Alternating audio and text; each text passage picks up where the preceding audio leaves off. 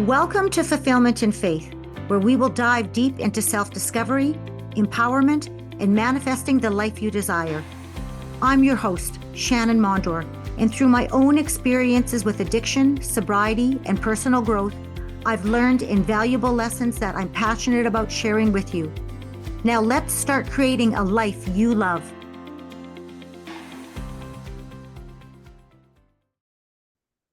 Hello, my name is Shannan Mondor, and I want to welcome you to my podcast, Fulfillment in Faith. Today, our guest is Daryl Dittmer, and I am so excited to have him. So welcome, Daryl. How are you today?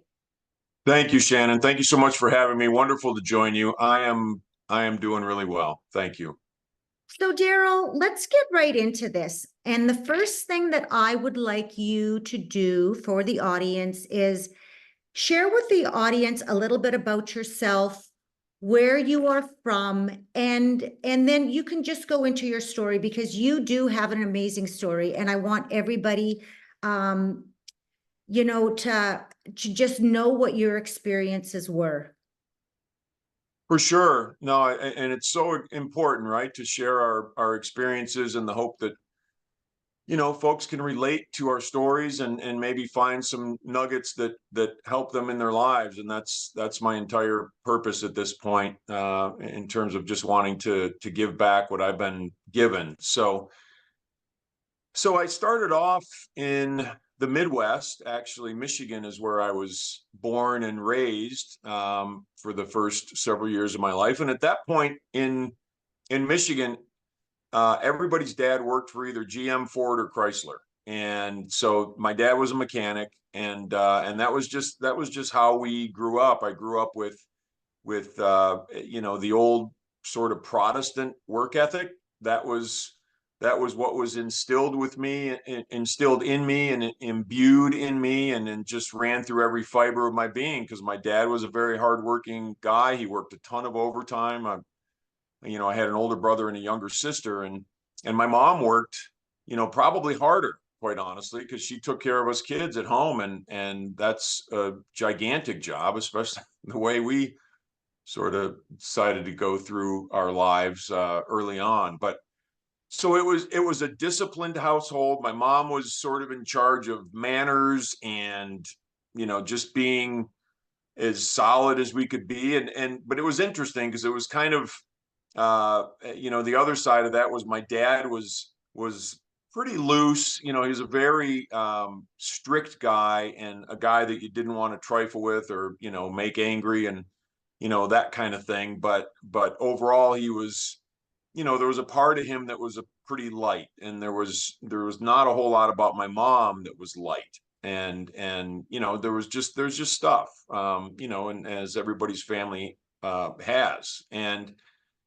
And so I like to think I was into sports, and I was in all those sorts of things, and got pretty decent grades when I was a kid. And then when I was 13, and I swear the more people I talk about that, in sobriety or in recovery, that most of them started when they were 13. I don't know what age that is, but I had my first drink, and I would say I was pretty close to drunk by the end of the evening, and I got into trouble right away. And it wasn't any big trouble. It was just this. I was 13, and there was this high school kid. He was older than me, bigger than me, and I kept throwing peanuts in his drink, and he kept getting angry, and I kept doing it, and he kept getting angry. And by the end of that time, he was ready to have his way with me in terms of just like, knock it off, you're going to end up in the hospital. And that wasn't me. I didn't like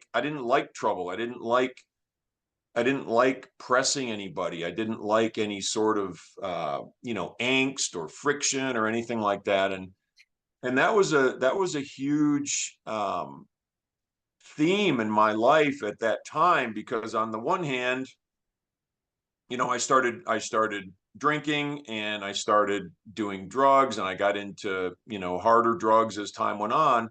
But then the other part of me, the other side of me, and it was kind of ripping me in half, honestly, was I didn't want to let anybody down. I didn't want anybody mad at me. I didn't want anybody, angry with me or anything like that. So so I'm doing all these things and I'm getting in trouble and, getting in trouble in school and whatever, all that sort of stuff. And the drinking and the drugging progressed and actually progressed fairly quickly. I didn't have a lot of inhibitions when it came to trying things. And that's just kind of what we did. And that's what the group that I hung out with did.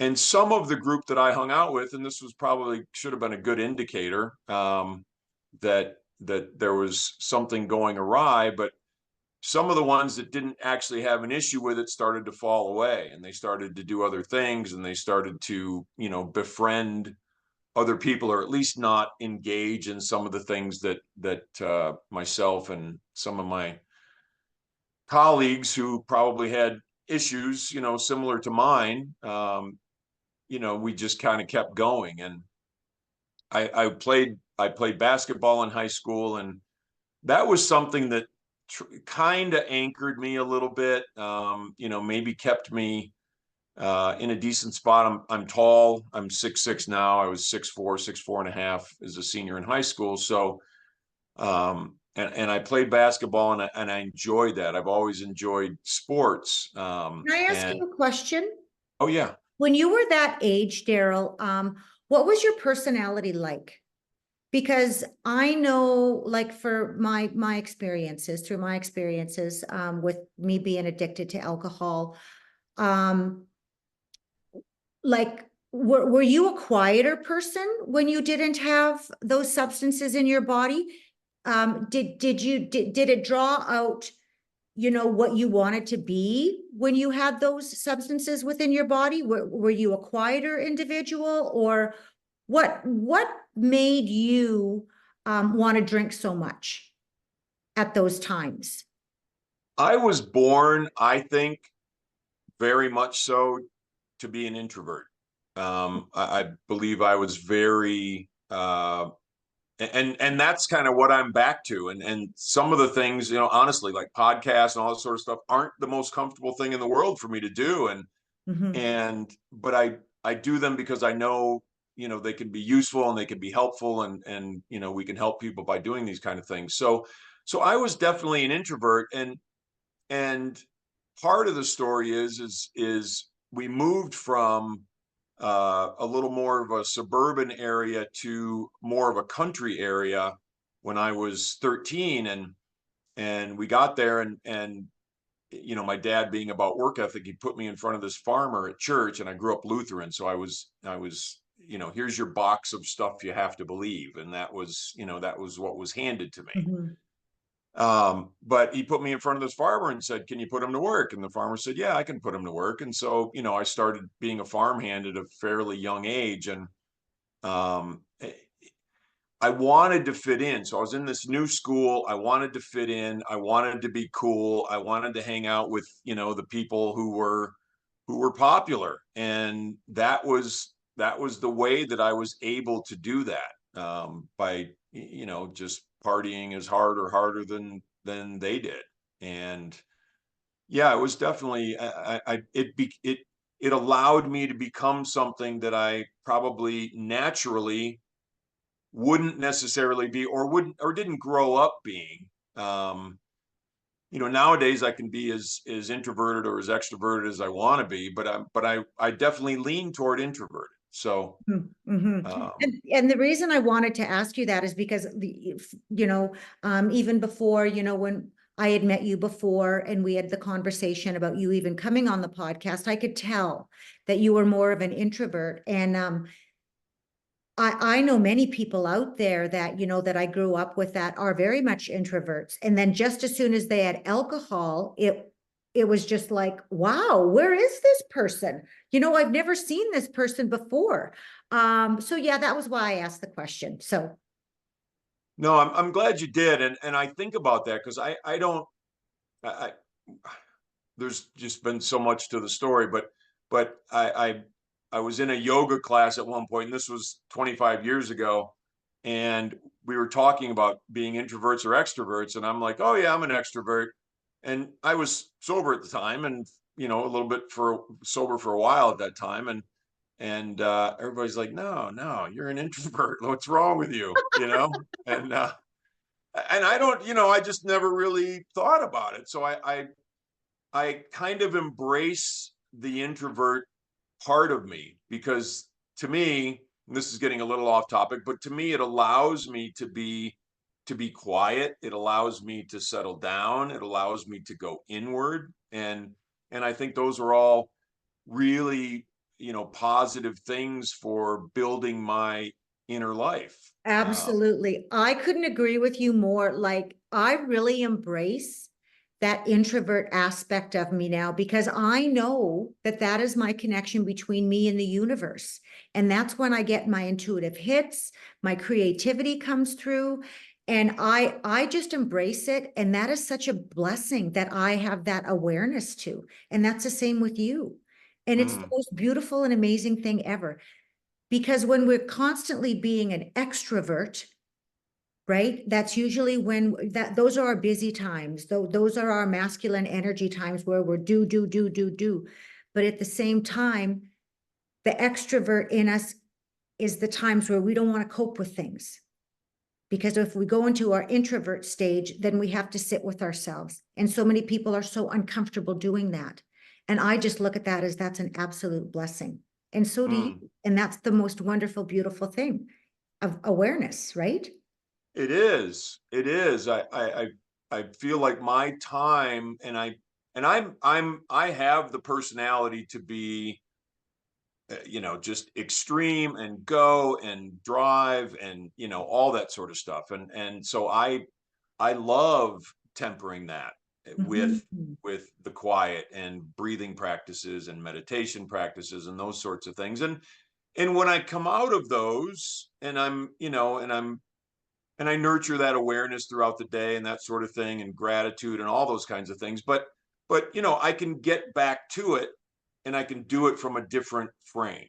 Mhm. I can get back to the busyness. But it's a different. It's coming from a different place. It's not a frenetic place. It's a calm place, and it's a pretty cool process. So I know we Yeah. got. Now I totally took us in a totally different direction. So let's get back to your story. So you were playing basketball in high school. Yeah, so the reason I say that is because I was a decent athlete, and I got a letter. There was a letter that showed up at the high school that I went to from the University of Wisconsin Stout, and they asked me to play basketball for them. And Mrs. W came in with that letter one day, and she said, "Hey, I got this, and what do you think?" And I was from, it was a small town, so people kind of knew, and I didn't care at that point. I didn't care. I didn't. I don't come from a college educated family, so there wasn't any real expectation like, oh, Daryl's going to go to college, he's going to become this and that, whatever. It just wasn't that way in my family. So I get this, I see this letter, and I just don't think about it. All I can think about is the next drink, the next drug, the next time I'm going to be able to have time and be able to do that. And it got to be several times a day, every single day, and it got to a point, and there was trouble. There was all kinds of crazy stories and that kind of thing. But it got to a point where it my parents, it was basically an intervention. I don't know if that's what they called them way back then, but it was an intervention. They approached me and confronted me, and it was basically a decision where I needed to either go talk to this drug and alcohol counselor, or just go away and figure my stuff out alone and get out of their lives. So that How was bad, how bad was it getting for you, Daryl, at that time? I was well. So here's the sort of pivotal story that I like to share, just so we know. After I went to talk to this counselor, between then and when I went to treatment on January 3rd of 1985. And so I was just became 19 years old. I was a freshly minted 19-year-old, and New Year's Eve, 1984 going into 1985, I was at this party with, I don't know, I don't even remember. It was a couple hundred people or 100 people or something, and it was a large group of people, a lot of friends, a lot of people that I knew, and but I was the loneliest I'd ever been in my life. I was the most distraught I'd ever been in my life, and I seriously considered just ending it at that point. And that was what it came to for me. And I think there's the stories, there's the stuff, there's the cops, there's the this, there's the that, but we all come together on the playing field of what's going on in here. All the stories out there are what they are, but we all are on the level playing field of, we're all going to feel the fears, we're all going to feel the angst, we're all going to feel the anger and the trepidation and the despair and all of those things. And that's the point it got to for me, where I didn't feel like I really wanted to be on this earth anymore. And so a couple days later I go into treatment, and that was, I don't even remember that. I remember being in detox for 3 days, and there was I felt like I was being pulled down into something evil. And I remember this, and I was like, I was being pulled like down, and it was just such a creepy, intense, powerful feeling, but in a very negative way. And I remember when I came to, and I don't remember how it actually happened, but I sort of came out of it, and my body was being pulled off the bed down onto the floor. And it was just this very surreal sort of circumstance. And I woke up from that, and I think I went to sleep, but it was like I was so taken by that and so affected by that. It just felt like I was being, like, that was almost the point where there was a choice, like, which way are you going to go? Are you going to go down, or are you going to get back up? And so over the course of time, and I haven't relapsed since that time, but I also, that's when life starts. And for me, that's when my life actually kicked off, because I was 19 years old. I didn't have a clue about how to live anyway.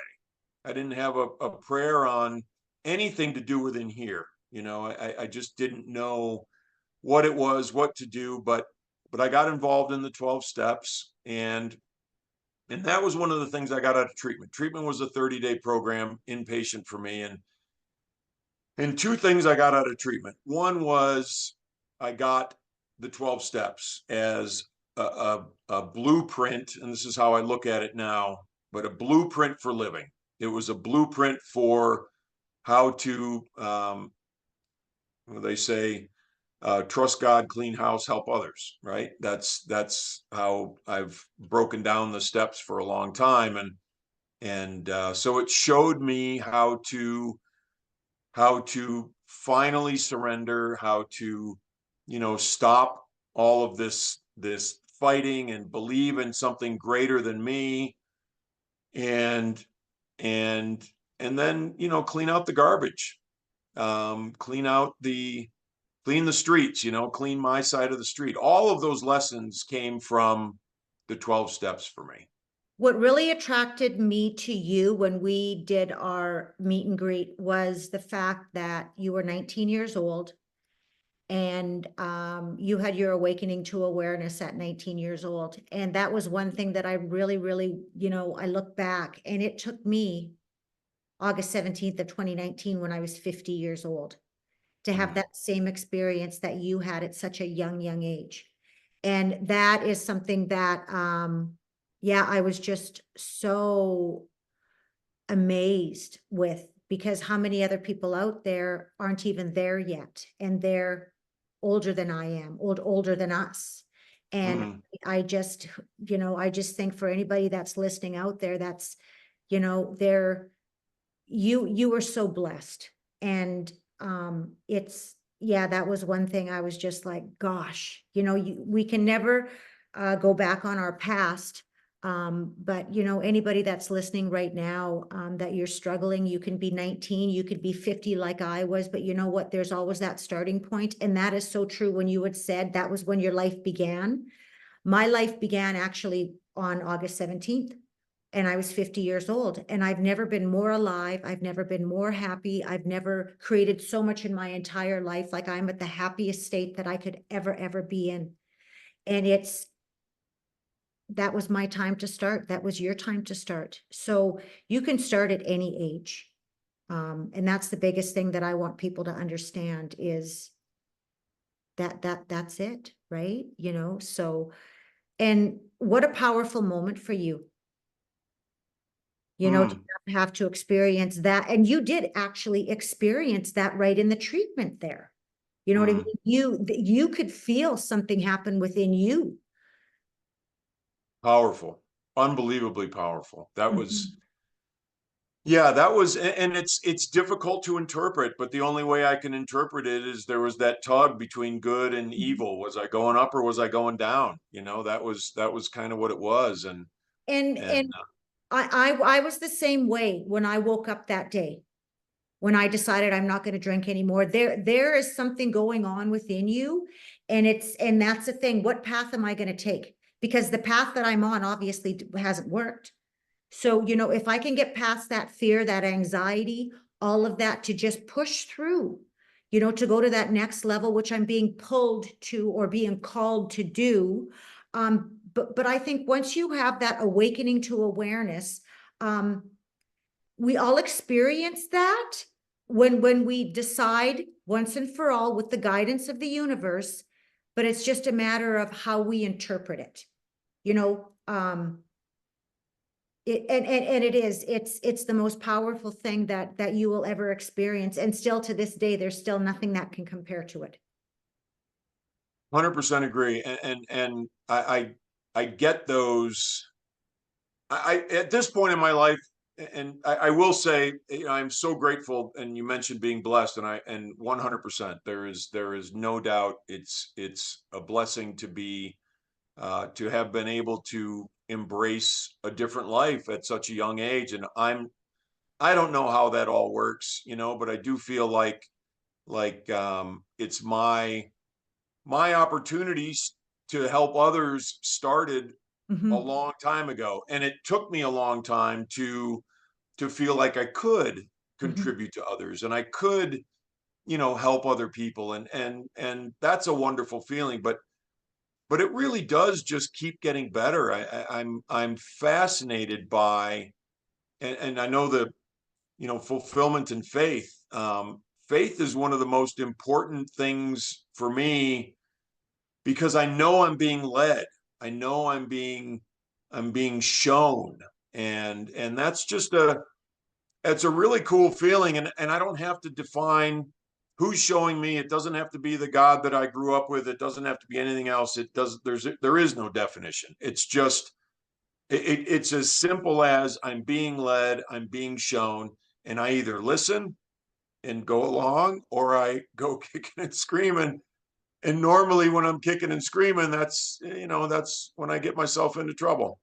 And what I love about it is the clarity. Individuals like us, now that we have none of those substances within our body, we know deep in our heart that we're being guided because of the clarity that we feel within ourselves. And I think that's the most important thing ever. I Yeah, agree. everything is crystal clear. Yeah. The messages are there. The little, that still small voice is there. I had a sponsor a long time ago, and one of the things he said to me, there are, you know, pivotal moments right in our lives where we hear something or somebody tells us something and it just pings and then it sticks around for the rest of your life. And one of those moments for me was when my sponsor said, and you know, we all see in the 12 steps, if we're involved in the 12 steps, and however anybody decides to get sober, that's completely cool as long as Mhm, it works. That's all I mhm, care about. mhm. But uh, in the 12 steps, they would say things like first things first and one day at a time, and you know, all of those little sayings. And I didn't really know what they meant. I didn't have a clue, and I was young, and my sponsor said to me, he said, Daryl, first things first, and the rest will be added on. He said, this is how it works. If you take care of here first, all of this stuff works out. If you, there's a chapter in my book, I call it the nouns, and there's only three things in this world that we don't have any control over: people, places, and things, right? The nouns. So the only thing that I can affect is here. Mhm. And if I do that and I take that responsibility and I move my life from that perspective, that's how everything else works out. That's the, and the rest will be added on. Now, I want to go a little bit into, you had mentioned earlier that, helping others. So from that pivotal point in your life, of course, your life shifted, obviously. Then you started into helping others and caring about others. And that, can you go more into depth of that? Because of course, that led you to write your book, which took many years. And you did finally complete it. And that is a journey all in itself. So if you can go into that aspect of your life now. Sure. It's interesting because as we grow and as we change and as we move our lives forward and worry about this part of us, or pay attention to this part of us, it's almost paradoxical, but we can lose interest in ourselves at that point. We can lose interest in, oh, I need this and I need that, and please, take care of me, and blah blah blah. It's just how that process works. That's how it worked for me. So once that started to happen for me, and it takes a long time, and it's not a conscious thing, it's just it's simply, excuse me, can I give somebody a smile when I'm walking down the street? Can I help a colleague at work? Can I lend an ear to somebody? Can I forget about myself long enough to pay attention to helping other people? And it's such a powerful thing as we lose interest in what we think we need. And to me, it ties back into faith. It ties back into knowing that I am being taken care of. And I will say this, that it doesn't matter what's happening in my life outside of me. I know I'm being taken care of. And so that's a powerful place to be, and that's a powerful place to live from in the world, because then I can help others. Mhm. And I don't look at it like just helping, just people who are suffering from addiction, or, that kind of thing. It is as simple as give a smile to the person who's checking me out at the grocery store, strike up a conversation with somebody at the gas station, just chat, like those kinds of things can change a person's day. But then there also came a point where, and this was 20 years ago or so. So I was relating, I didn't get married till I was about almost, I guess, 20 years sober. So I was talking to my, I believe, girlfriend or fiance at that point, and I was relating some story, or, some crazy thing that happened. And she's looking at me and she's like, I don't see it. You're not that guy. You're there's a lot wrong with you, but you're not that guy anymore. And so my response to that was, well, remind me to write a book someday. And and so that was how the whole thing started. But then it took me another almost 19 years to actually write the book. And over that 19 years, I probably wrote 3 paragraphs, and I I'd was sit just down going to for a ask few you that. minutes. Did you dabble here and there, I or did. no? Yeah, okay. Okay. It, And then it, when you actually sat down to write your book, how long did it take you to write your book? it took me, it's somewhere between 2 and 3 months to get it written. Okay. And then within 5 months, I had 2 books written. So Oh, wow. anybody who thinks I'm not, a nut job, uh, I got news. I could just grab things, and that's how I'm built, and that's how I am. And but it was a wonderful, cleansing, beautiful process because once I started and committed to doing it, I sat down at the computer and I'd sit down for hours, and it was just such a beautiful, just these things just kept coming out, and things that I didn't remember, and it was wonderful. So yeah, it was 2 or 3 months to write the first one, a total of about 5 to write two, and the second one's actually coming out toward the end of July. So You talking about how long it took you to write your book, and it was just a beautiful experience.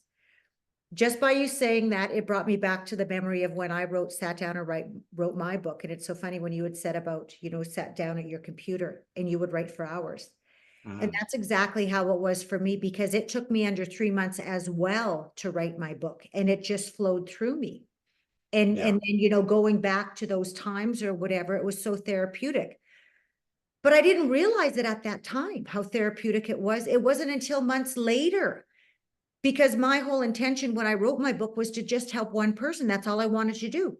I just wanted to help one person that was going through that exact same experience that I went through, and anything that I could do to help them. That's all I wanted. And it wasn't until after my book was published and, everything was going on in my life that I realized, like, oh my God, it healed me so much. Because of the things that I'm going through right now, I would have never been able to do. But now that I've cleansed out my soul and I'm on my journey, I'm strong enough to handle these things that are coming at me full force that I would have never ever thought would have come to me that way. Right? So Yeah. were you the same way as well too? I would say that for me, and I don't know the effects, what's going to happen over the next few months. So my book was published officially in November. That's kind of when it became, I think the published date is September 26th, but there was a period where we were doing some like launch team stuff. So it became public November 7th. And so it's been out for a little bit, but I feel like most of it was kind of like, just felt so good to write for 4 hours or 5 hours or whatever it was. And so for me, I think it was more immediate, but I don't know how that's going to translate, 6 months from now, a year from now, in terms of how that sort of helps me clean out some of, whatever might still be wreckage in there. I don't know, but I know in my sobriety, so many things have, I should say recovery. I know in my recovery, so many things over time that didn't make sense, 6 months later, a year later, 5 years later, whatever. It was like, oh, now I know what they Yes. meant. Yes. And Yeah. that's such a fascinating thing to have happen because it comes out of the blue. Yeah. Yeah. Yeah. And that's all a part of the clarity. And you can see why those things had taken place at that particular time. And then if something repeats, you're like, oh, okay, no, this is where, I've learned the process and this is where I've been guided. Yeah, it's just it's so amazing. It's so amazing. So now let's get into the name of your books. So if you can please share. No, you know what? We're not going to go there right now. Nope, that's going to Okay. be at the latter part of the interview, because I'm going to ask you the question now, through that whole journey that you went through. What is it that you learned the most? Well, it actually has to do with the title of my book, and I'll just tie that in if that's Yeah, okay. absolutely. So I decided once I got sober that I wanted to play basketball and I wanted to move that forward. And I didn't get a hold of the original school that got a hold of me, but I contacted another school, a smaller school in Michigan, and ended up actually wanting to go to college. So I did that.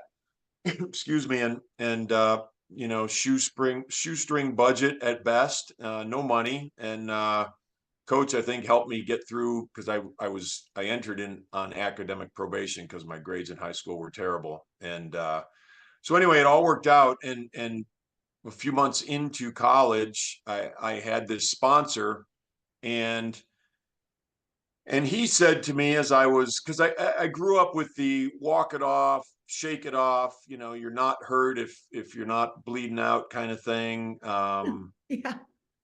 Whatever, just be tough. I grew up, to be tough, and that's what I was taught. Be tough. Yeah. So okay.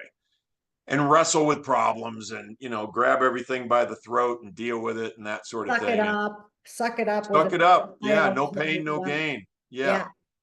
So, and that's been a part of my life since that time for forever, but I've gotten a lot better. But so my sponsor said to me, as I was wrestling with some problem or whatever, just that angst, and he could feel it and he could see it in me. And he said, Daryl, when you stop fighting, the fighting stops. And that was probably the biggest moment of my recovering sober, newly sober life. And I've carried that with me ever since. And that's why I titled my book When I Stop Fighting, because it's so true. It's everything that goes on is going on in here. All the things we think they're out there that are our issues or problems, or it's this person, or it's that person, or it's that situation, or whatever, almost has very little to do with it. It's amazing how the storm outside settles right down when I settle right down. Yeah. And so when I'm not fighting myself, which is where the fight is, that's where the fight is me fighting me. When I allow that to settle down and I find out how to have that settle down, life changes. So that's probably the biggest, most important lesson I've carried with me over these years. Now that's going to lead into the next question. And I'm almost wondering if it's almost the same advice. What would you give to others that are going through the exact same thing that you went through? What advice would you give them, Daryl? There's a story that I love, and it's part of my early sobriety too. And this will be the how I think it's best imparted. There was a Friday night meeting that we used to go to, and it was at the community center, and it was just, all these meetings have the names, this church, that church, community center, whatever it is. And so this was the Friday night community center meeting, and I'm less than a year sober, and I'm hanging out with all my buddies and et cetera, et cetera. And at meetings, and we go to meetings, some guys really wanted to be sober, some weren't really that interested. I wanted to be sober, I wanted to grow, I wanted to have a better life, I didn't want to feel like crap anymore. So I was paying attention, and there was this gentleman named Jimmy, and he was a fairly slight gentleman. He was older, he's definitely in his 70s. At that time he was about probably 40 years sober, if not more. And we used to look at Jimmy as a deity, and he'd walk around real slow and he wouldn't talk that much. But when he said things, I definitely paid attention. But Jimmy was the guy, he was the guy that would walk around the meetings, and he'd have a coffee pot and he would fill up everybody's coffee at that meeting. And he was just a very humble, service oriented, just a gem of a human being. And so I used to watch him do that. But one of the things that Jimmy used to say is, if you want to recover, if you want your life to be different, if you want to move forward in here, you have to learn that you need to stay small. And he used to say that all the time. You have to stay small, which basically means, to me, it means I need to be humble enough to be teachable. I need to be humble enough to listen. I need to be humble enough to find people who have what I want in here, find people who are at peace, find people who are truly enjoying their lives, and emulate what they're doing. So it's truly important. I think it's critical to there's another name for humility, and that I've heard for a long time, and it's being teachable. So I have to be teachable. I have to listen. I see so many people get into recovery or sobriety, and they think, oh, I got this, I know what's going on, 90 days, I'm good to go. And it takes a long time. So if I'm going to impart a message to somebody as they're starting off, please listen, please be teachable, and as Jimmy used to say, stay small. Oh, that was phenomenal advice. That was Thank just you. spectacular. Thank you for sharing that wisdom Of with course. me and also the audience. Now we are down to our final question. Any final words that you would like to say to the audience? And then, of course, you have to tell us all about your book, where we can get it at, and all of that information, please. Sure. Thank you. Thank you so much for that opportunity, Shannon. The name of my book is When I Stop Fighting, and the subtitle is The Unexpected Joy of Getting My Head Out of My, starts with an A. So I don't know if It's I'm all supposed good. to. My Oh, podcast won't get cut off. okay. The unexpected joy of getting my head out of my ass. And so that's, it's my story. One of the things I love to impart, because I think it's really important, is it's not a book that's telling people what to do. It's not a book saying, you need to blah, blah, blah. It's a book that shares my story and the lessons that I've learned, and just how my life changed over time, based on what people who were a lot wiser than me told me to do, and I listened to them. So I think it's important, if you get a chance to read it, if you get a chance to find it. I've been fortunate to have a lot of good feedback, and a lot of the feedback has been, he doesn't say what to do. He doesn't tell us what to do. He just gives us his lessons. And I think that's valuable for folks. So I have a website, which is Daryl Dittmer, DARYL DITTMER.com. And that's the place to find links for the book, all of my socials, and all that sort of thing. So you can also sign up for my newsletter, and I've got a second book coming out. I'm just, if you don't mind, Shannon, I'll Oh, just share this absolutely. real No, quickly. you share with the audience for sure. Thank you. So the second book is, so the first one, When I Stop Fighting. The second one is When You Stop Fighting. And the subtitle of that one is The Road You're On Is Your Own Asphalt. So I like that one. thank you. Oh. So it's more of it talks about trajectory, and I use a lot of other stories that I've had in my life, just to illustrate that I think we all probably want the same things in life. We want to be loved, we want to love, we want to feel deeply, we want to have financial success. There's a lot of things we want to Mhm. do, and I think we all meet on that playing field, and those are all things that I wanted to do, and I was fortunate to be able to find many of those things in my life. So I'm trying to share how others can change the trajectory of their lives, and make it exactly what they want it to be.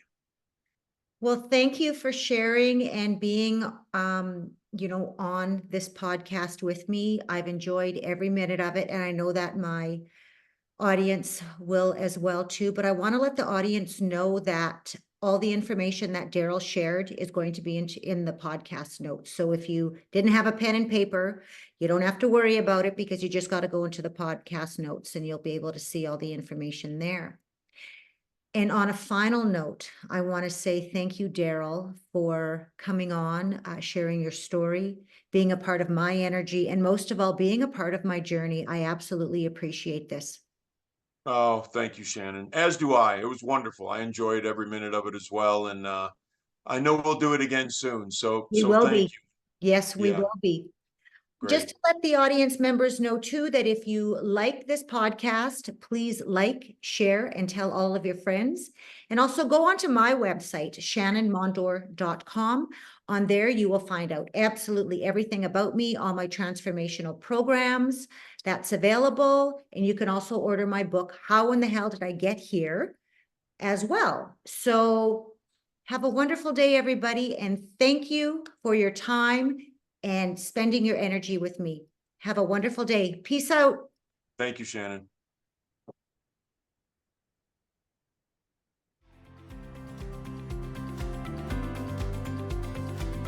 Thank you for tuning into Fulfillment and Faith. If you're ready to take your faith and empowerment to the next level, connect with me at shannanmondor.com. Remember, you are not alone on this journey. Together, we can create the lives we love. Until next time, stay empowered and keep the faith.